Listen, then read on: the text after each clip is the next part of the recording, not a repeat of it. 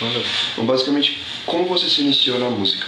Olha, eu comecei com 6 anos de idade, violão, e depois parei por muito tempo. Eu fiz outras coisas também ligadas à dança, porque meus pais são bailarinos, meu pai e minha mãe. E depois, com 13 anos, eu voltei a estudar violão. Meu tio, que é violonista, ele foi violonista do Quarteto em Si durante muito tempo, veio morar em São Paulo, na casa da minha mãe, e aí eu puxei aquele violão debaixo da cama, né? E comecei a pentelhar o meu tio sem parar. Eu queria aprender todas as músicas que ele tocava. E ele voltava do trabalho e não tinha paz, simplesmente. Ele tinha sempre um moleque lá querendo aprender. E aí era muito complicado, porque eu aprendia errado umas coisas, né? À noite, assim, meio correndo e tal. Eu ficava estudando coisa errada.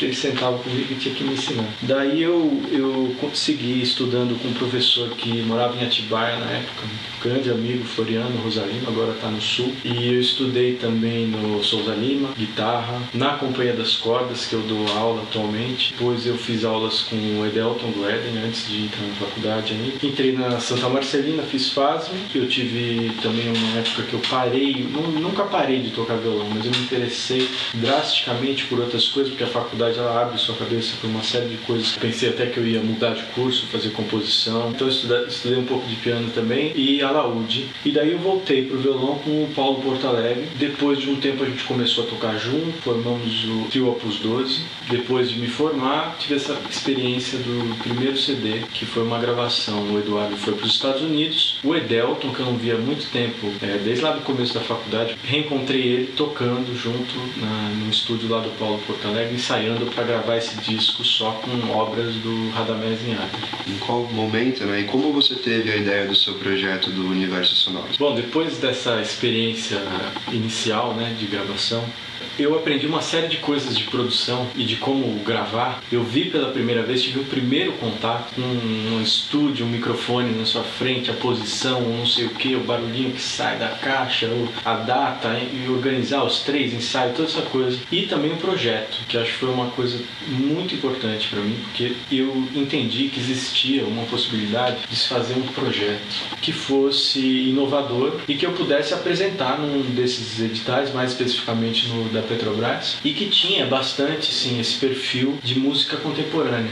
Eu comecei a ver e falei, puxa, aquela vontade antiga que eu tinha lá quando eu fazia aula lá com o Flor Menezes, na FASM, de fazer um disco de violão e eletrônica, ou eletrônica, seria um negócio interessante, seria um desafio. E daí eu coloquei esse projeto, aprovou, e aí na sequência o Lelo Nazário foi o coordenador técnico do projeto, masterizou tudo mais, tem uma peça dele. Então eu segui aí gravando esse CD Universo Sonoros para violão e tape e fazendo uma turnê de 6 apresentações, uma turnê brasileira, onde tudo era novo, inclusive o repertório, inclusive a parte de produção das apresentações, que tinham que ter o surround, que eu até na época não entendia bem, falei, putz, mas será que tem mesmo? É tão difícil de conseguir? Tem mesmo, porque senão você não entende parte da música, uma parte que é muito importante, que é a espacialização do som. E dessa coisa toda de eu conseguir disparar, queria viajar sozinho e consegui eu mesmo controlar a eletrônica. Então eu botei um pedal de maneira que eu conseguisse viajar, ter as 4 caixas no local e disparar o computador para poder tocar as peças de uma maneira adequada, como se escuta no CD. Aliás, nem como se escuta no CD, porque o CD já é uma redução estereofônica, né? Mas como se escuta num cinema. Qual set que você utiliza? Como você organiza o seu set num show, por exemplo? Eu tenho um violão Sérgio Abreu, que é de 1990, que eu gosto muito, toco sempre com ele. Esse violão não tem captação. Normalmente o concerto de eletroacústica eu consigo fazer sem captação, com a pedaleira e as 4 caixas em torno do público. Você pode falar um pouco da pedaleira? Sim, a pedaleira é uma pedaleira MIDI, essa FCB 1010 Behringer. Mas eu descobri recentemente também que eu consigo fazer tudo isso com um controle remoto, um controlinho daqueles de Xbox que vende na Santa Efigênia. Você bota ele deixa ele preso no chão de algum jeito, você consegue disparar sons com o pé através do computador, quer dizer, sem precisar levar uma pedaleira enorme ou investir numa pedaleira maior. Só para isso, simples, eu consegui resolver também dessa maneira que eu achei para mim bastante prático para viajar. O teu processo de criação É um disco de versões. Essas versões que você fez foram improvisadas, elas foram pensadas. Como foi o seu processo de criação? No Universos Sonoros eu estudei muito, simplesmente me tranquei numa sala aqui, depois que eu me tranquei não saí mais, só mudou a sala, para realmente estudar um monte de coisa nova e coisa que eu não tinha nenhum contato. O Silvio Ferraz escreveu uma peça, né? Depois que foi aprovado o projeto, eu falei para ele, putz, foi aprovado, então agora eu preciso da partitura o quanto antes. Você tem? Espera um minutinho. Foi na padaria, escreveu no caderninho dele lá na padaria, que ele escreve sempre com um caderninho molesquinho desse tamanhozinho, escaneou e mandou para mim. E eu tive que estudar a peça, entender a grafia, entender o que ele queria, tempos, tudo super complexo, enfim, e novo. Né, e que eu não tinha nenhuma gravação, nada que eu pudesse ouvir um pouco, acostumar. Então eu tive que ir gravando, eu mesmo fui me gravando, fazendo uma pré-produção em que eu gravava o que eu não conseguia tocar, eu mesmo me editava, juntava, falava, mais junto, então peraí, para que eu pudesse ouvir e aí mostrar para o compositor, cara, é isso? Então tá bom, então eu tenho que chegar nisso. Como as peças são muito diferentes também, cada peça eu tive uma dificuldades diferentes e coisas diferentes para lidar. A peça do Flor Menezes, Quaderno, é uma transcrição de uma peça original para marimba. Então marimba, textura enorme. Então é toda uma linguagem diferente que eu tive que conhecer também, entender a grafia. Cada um são grafias diferentes, muito pessoais e estéticas também. A única gravação que eu pude ouvir, maravilhosa por sinal, do Bernat, da balada unidimensional.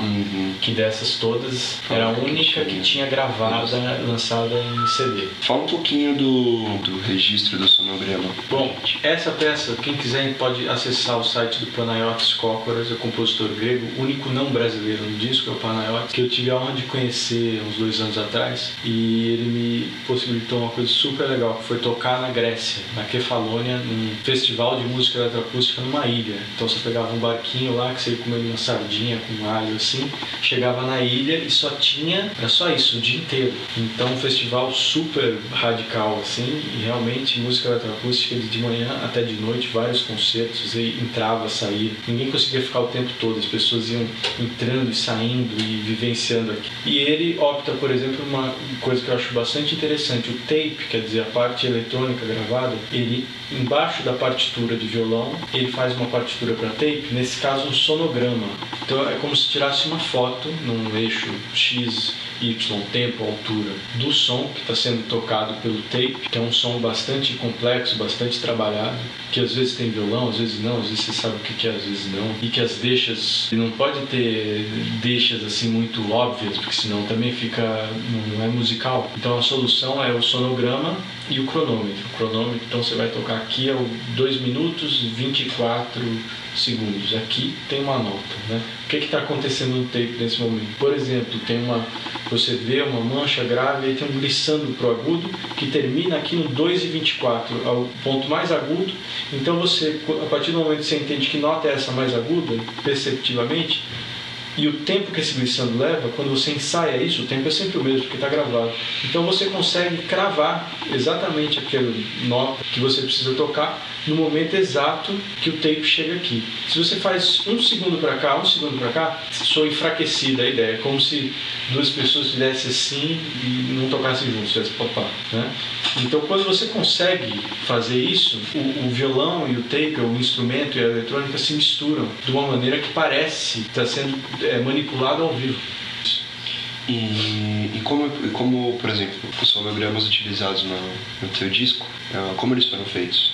É um programa, é muito simples, é uma visualização, sabe? Como você pode visualizar, por exemplo, no iTunes, ou num programa no Windows Media Player, você escolhe visualizações. O sonograma é mais uma visualização, uma maneira de visualizar um arquivo. Perfeito. Né? É uma visualização, o camarada imprime esse sonograma, né? Ele extrai o sonograma de um tape que vai daqui até lá, e aí ele coloca aquilo numa pauta. Quer dizer, visualização de altura e de tempo, e ele pode agregar aquele sonograma de maneira que o maestro, quando estiver regendo aquilo com tape, por isso essa questão do live electronics, né? Parece ser o futuro da coisa, não gravar e sim fazer transformação ao vivo. Então essa é uma das soluções que é bem interessante. O maestro consegue olhar lá a grade da orquestra e tem a parte do tape, ele sabe exatamente onde está, porque um desenho do que acontece em termos de eletrônica, que ele pode seguir, que os músicos podem se guiar por aqui. Dá para pelo menos mostrar como você pode conseguir sincronizar. Isso aqui é uma peça do Arthur Campella, Happy Days, que eu conheci recentemente e gostaria de ter incluído no meu álbum Universo Sonoro para Violão e Tape. Talvez até se fizer uma reedição inclua essa peça. Eu fiz esse patch no Max MSP. Cada quadradinho desses dispara um som. Um som pré-gravado de violão que se soma ao que está acontecendo acusticamente. E os sons também transformados, né? Então tem som que você reconhece que é um violão, outras coisas que não, de repente aparece voz e tudo mais. E aqui na partitura, que a gente vai discutir também depois, talvez, se der tempo, vocês podem ver, tem 3 pentagramas. Ele resolveu isso dessa maneira. Aqui percussão e efeitos no tampo do violão. Aqui coisas que envolvem notas nas cordas. E mais pra frente, essa terceira pauta aqui, a gente vai ver mais pra frente, que é pra voz. Isso aqui. Então é como se o universo vocal e o percussivo e o de alturas definidas estivessem se relacionando numa mesma estrutura. Então a ideia da eletrônica também é que a eletrônica se relacione dentro dessa estrutura. Então precisa ser bastante preciso no sentido de disparar o som na hora certa, e é bacana que o intérprete consiga ele mesmo disparar, porque aí você faz a coisa no seu tempo. Eu vou tocar só a primeira frase aqui, só para mostrar, tentar na verdade mostrar para vocês. Tá?